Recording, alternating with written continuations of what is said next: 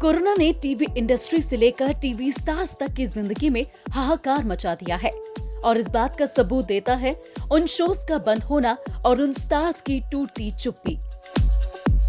हाल ही में लोगों का चहेता सीरियल ससुराल सिमर का अपने सीजन 2 के साथ वापस आया, जिसके बाद कई सारे एक्टर और एक्ट्रेस वापस काम पर लौटे। लेकिन इस बीच क्या आप जानते हैं कि इन्हीं में से एक ऐसी एक्ट्रेस हैं जिनका घर, उनका खाना पीना, वापस से जिंदगी जीना इस शो से ही शुरू हुआ है। शो में चित्रा ओसवाल का किरदार निभाने वाली विभा भगत आज वापस लौटकर सेट पर बेहद खुश हैं। लेकिन उनकी खुशी की एक बड़ी वजह उनका फाइनेंशियल क्राइसिस से उभरना है।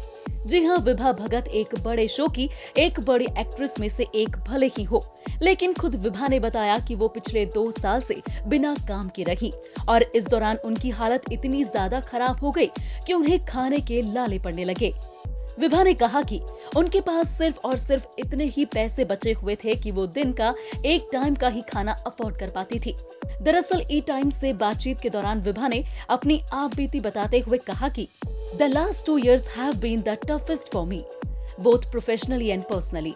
I lost my father and I wasn't getting to work too, due to which not only I was financially broken but emotionally too was shattered.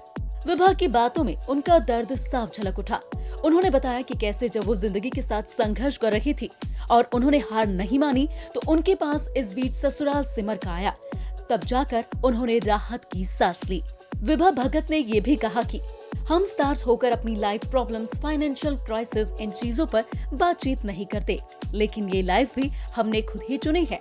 हाल ही में ससुराल सिमर का के सेट से कई फोटोज और वीडियोस भी सामने आई, जिसमें विभा के फेस पर एक बड़ी सी स्माइल दिखाई दे रही है। वो काफी खुश हैं। लेकिन क्या कोई इस हंसी खुशी भरे चेहरे को देखकर ये अंदाजा लगा सकता है कि उनकी लाइफ में ऐसा भी फेज आया होगा, वो भी कुछ समय पहले ही? ये तो सिर्फ एक ही कहानी आप अभी सुन रहे हैं। ना जाने ऐसी कितनी दास्तान आपने सुनी और कुछ तो अनसुनी ही रह जाएगी।